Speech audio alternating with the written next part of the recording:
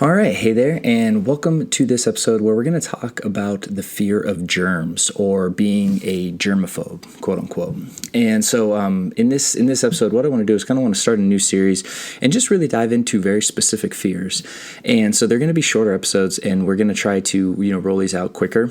Really just to get them out and to help with education on a lot of the different fears that people have, right? And what we're talking about here is kind of this umbrella of psychological stress, right? So what is psychological stress?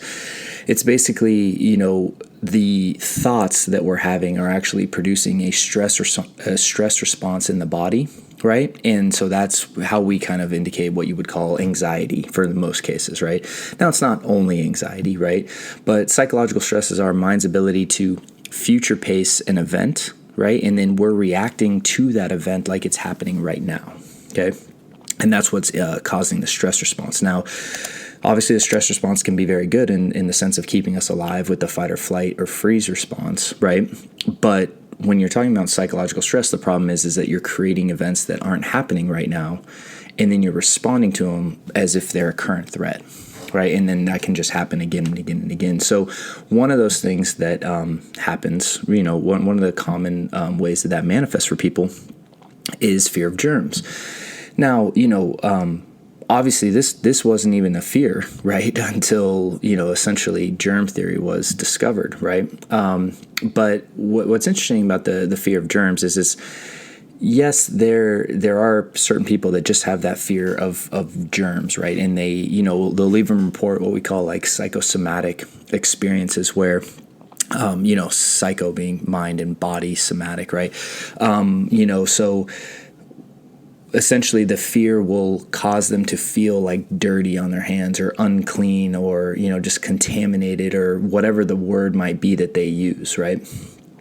But there, a lot of times people have fears of certain diseases, right? And it's not necessarily the germs that they're afraid of, right? But it's that could lead to them getting a disease or the horrible outcome of the disease or, even getting germs or disease on their hands and then spreading them to other people, right? I mean, there's so many ways that this can manifest. And that's why it's important to not just assume that if you have a fear of germs, it's the same as everyone else's, because very rarely, in fact, I think about like all the people I've worked with who have had this particular fear, it's never the same, right, as anyone else's.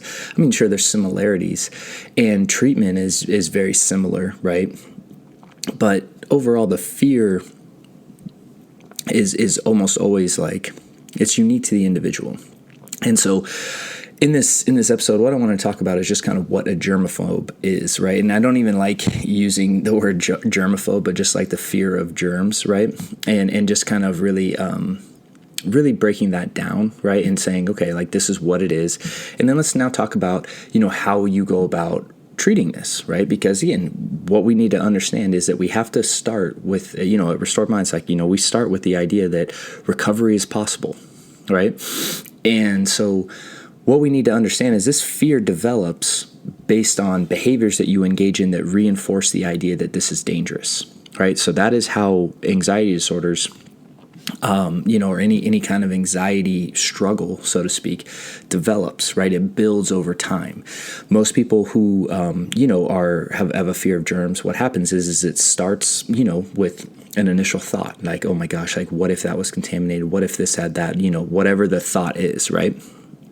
And then from there, what happens is that they do a behavior, right? So maybe they avoid touching something or that they think is contaminated, or they wash, or they use Purell or hand sanitizer, or they could check something again and again and again and again, right? So there's so many ways that happens, but the point is they engage in behaviors, or they do mental behaviors like analyzing or ruminating or reassuring themselves in their head. And all these behaviors then reinforce the idea that the initial thought they had was actually a danger, right? And that it's something that the body should be responding to with the stress response.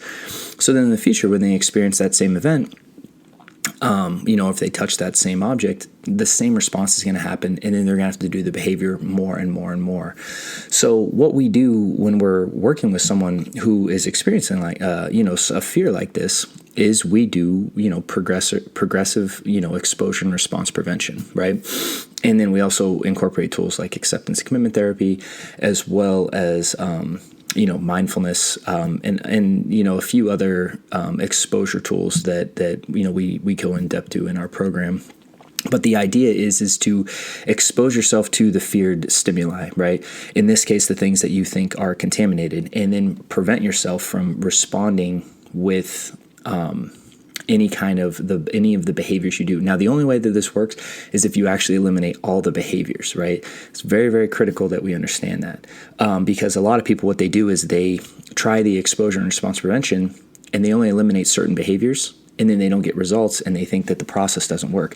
The process only works if you eliminate all the compulsions or all the or any of the safety behaviors that you engage in. So, hopefully that's helpful in understanding this fear of germs, right? And so if this is something you struggle with, we have resources over at restoredminds.com. In fact, we have some links right down beneath in the notes here. And so for you specifically, so you can go ahead and check those out. Also, if you found this helpful, please like, subscribe, and share with your friends, because we want to get this information out to people, and we know that a lot of people are struggling. And so, and it's important to understand that you can get help and you can get better, right? And especially, with this fear, it's like I've seen wild transformations take place with very, very brave people, and again, they're not like it's normal everyday people that are able to do all sorts of wonderful things when they really learn the right tools, and really taking back control of your life, because that's one of the things that will happen with this, is that your life will become smaller and smaller and smaller